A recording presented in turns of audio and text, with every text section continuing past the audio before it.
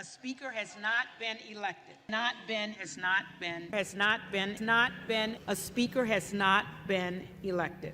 Despite being the incumbent House Republican leader, McCarthy had failed to rally enough support for his speakership bid after a contentious 4 days and 14 failed ballots.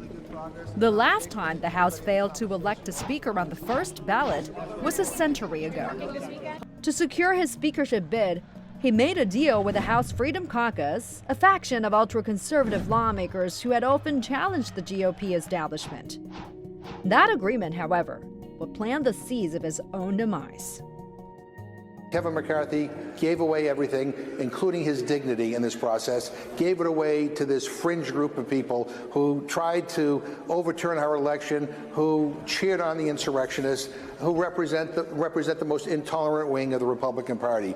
Many people will say it's a fool's wager, mainly because this House has become so unpredictable. And one of the reasons why it took so many votes, and one of the reasons why he was on such a string, is among the concessions he made to get that hardline faction that we were talking about to vote for him. And among those concessions were, okay, guys, we're going to change the rules. If you don't like what I'm going to do, then you have the option to remove me.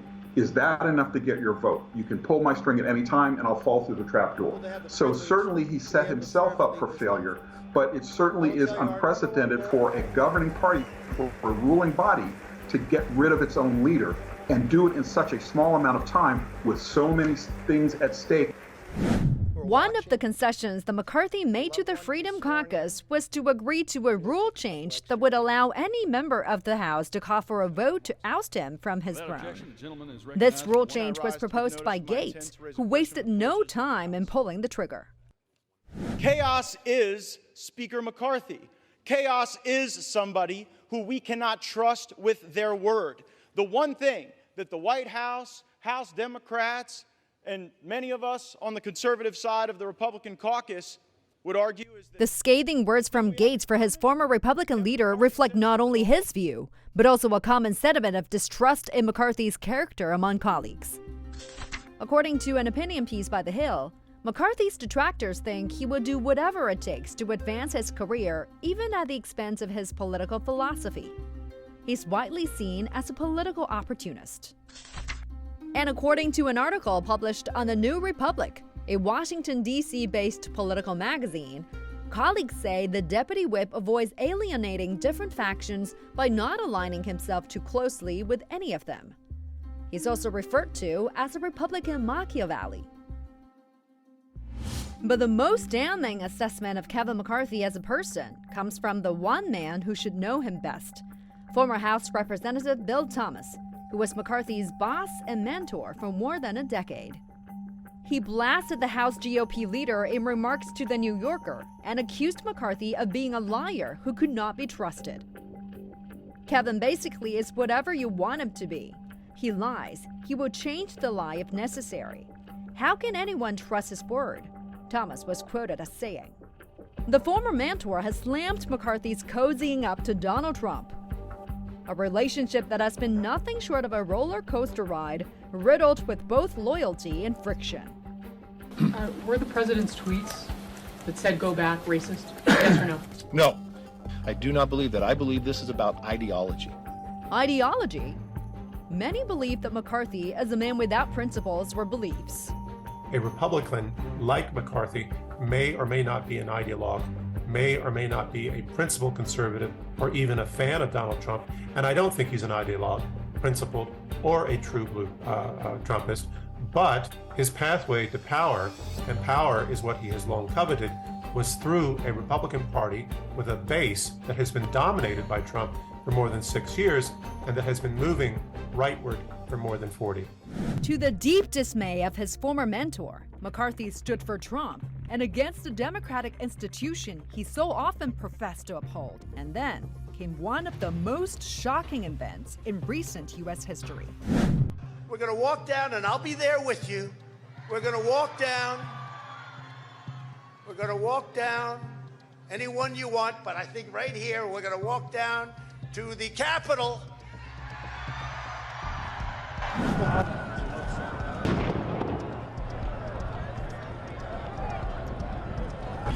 In that week between the mob crime on January 6th and the vote to impeach the president on the 13th, a number of major corporate entities, and you just can't believe all of the big corporations said they weren't giving money to Republicans anymore.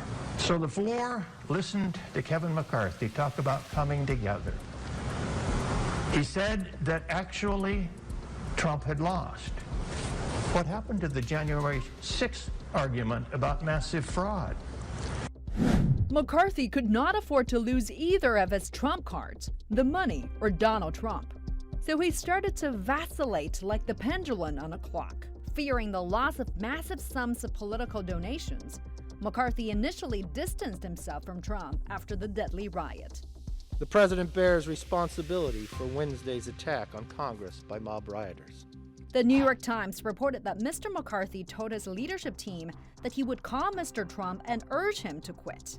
McCarthy vehemently denied the reporting, calling it totally false and wrong. McCarthy was ready to adapt to the needs of the situation, much like a chameleon.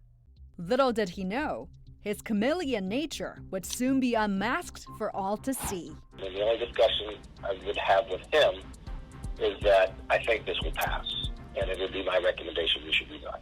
The recording was released by the New York Times, but that statement was put out before the release of the tape. Kevin McCarthy was now publicly exposed as a liar.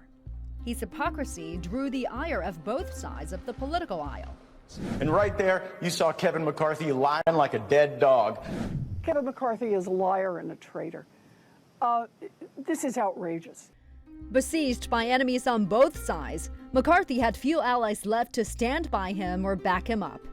His speakership was a lost cause from the get-go, as he tried to straddle between two incompatible forces, the moderates and the radicals.